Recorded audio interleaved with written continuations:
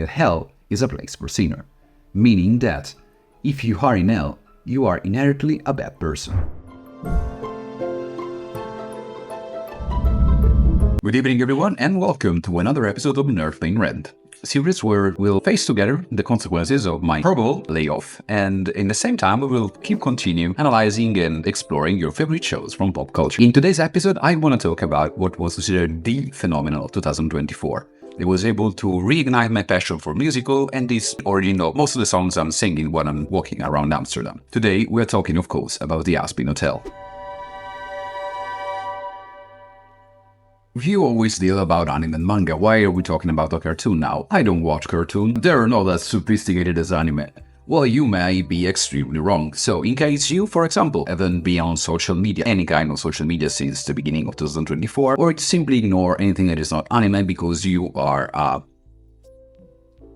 pretentious, let me give you a rundown on what the Aspen Hotel is about. Created by Vivian Medrano, set in hell, in the Pride Ring of Hell, the Aspen Hotel follows the story of Charlie Morningstar, son of Lucifer and Lilith, the first wife of Adam, and follows her in the attempt of creating this structure in which sinners could be rehabilitated, could have the chance to redeem themselves and having a shot to go into heaven. The reason behind Charlie's idea and dream is the fact that it's been established between hell and heaven, because due to the overpopulation of hell, in order to allegedly maintain some balance between the two realms, once per year heaven sends a legion of angels led by Adam to exterminate sinners to maintain in check rising level of people between hell and heaven. Perfectly combining dark humor, intense musical number, and complex as interesting character dynamics and relationship, the show does a fantastic job in exploring important themes as hope and redemption, by also highlighting how good and evil are not just monolithic constructs but are mostly a matter of perspective. But you may ask, how do we approach the Aspen Hotel throughout a criminological perspective? Thanks to the fact that it's a very interesting premise, the concept that it's based around the idea that good and evil are just different in perspective, and the set in hell, the Aspen Hotel is a fantastic case study because it allows to apply one of my favorite theories from the field of criminology. A theory that is based around the idea and the construct that both society and the people in power have the ability to determine and create crimes and criminals. A theory that is called labeling theory. Core aspect of the labeling theory is the fate socialization and the impact of this fate socialization on single individuals. Instead of paying much attention between the interaction among individuals themselves, main focus on the labeling theory are the interaction between single individuals and the society. Core of the labeling theory is the idea that the people in power, as politicians or law enforcement, have the capability of creating crime and deviance by overreacting to law-breaking episodes. The way of overreacting will cause harsher and harsher restriction that will create more friction over time between individuals and society, starting a never-ending circle of low self-esteem and low self-worth that will actually result in more probable deviant behavior, creating like a never-ending cycle of violence and deviance. Why are these interactions between individuals and society that important? Why is that defining criminal behavior? According to classical theories like Edwin Lemert and Albert Becker, interactions are fundamental in shaping not only the way in which the individuals interact with others, but also in the way in which the individuals perceive themselves. It's part of human nature to interact with other people and to try to shape and be influenced by those kind of interaction in the way that we perceive ourselves. And according to these theories, one of the most important, if not the most important interaction between individuals, it's the one that is occurring with individual and society itself, and the figure of authority. Because those figures of authority are the one able to define what is right and what is wrong, to define what is criminal and what is legal. And those figures are the one able to attribute to individuals important labels, titles that will influence not only the way in which society perceives them, but also the way in which individuals will perceive those people and the way in which these people will perceive themselves. Influencing the perception that people, the society have on me, for example, will be extremely important in understanding how my personal behavior will be shaped and influenced. If I am treated by a criminal, by society, people will perceive me as a criminal, and then, therefore, I will feel like I have no other option and other element to offer to society. This will push me throughout time, throughout repetitive negative socialization, will force me and push me into actually committing a life of crime and deviance, creating a self-fulfilling prophecy. Treat me as a criminal, I become a criminal, therefore you were right to treat me as a criminal in the first place. How does the labeling theory apply to the case study of Aspen Hotel? The main reason why I decided to apply this theory to the case of Aspen Hotel is because of the place in which this series is set, being that hell, specifically the Pride Ring. I guess. I'm like the whole structure of the ring is not super clear to me. But the interesting aspect of hell is that this is a place that is characterized by a structure label. That hell is a place for sinner, meaning if you are in hell, you are inherently a bad person. There is no way to escape that perception because not only society itself is treating sinners in hell as bad people, but that kind of behavior is reinforced by the residents of hell themselves. They treat each other as criminals and nothing more.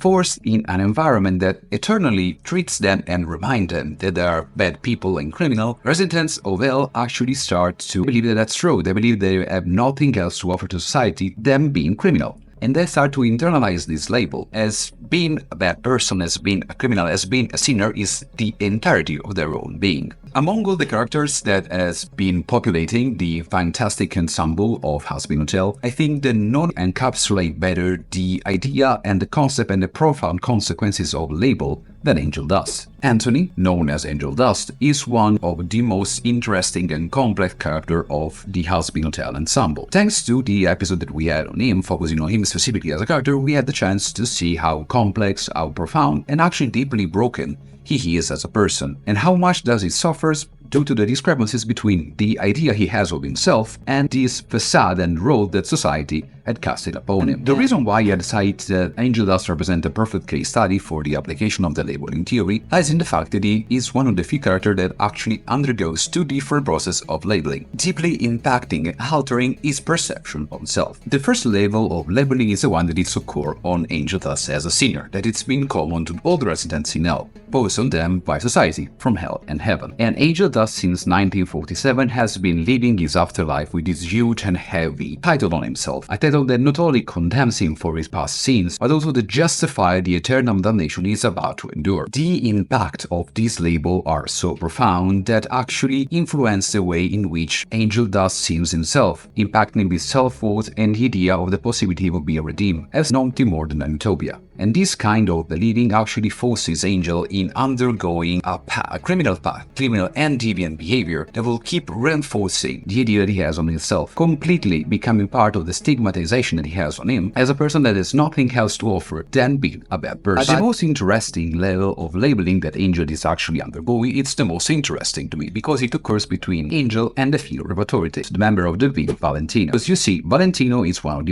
the highest hierarchy within hell, but among them is also the director of the adult film industry, which Angel works as.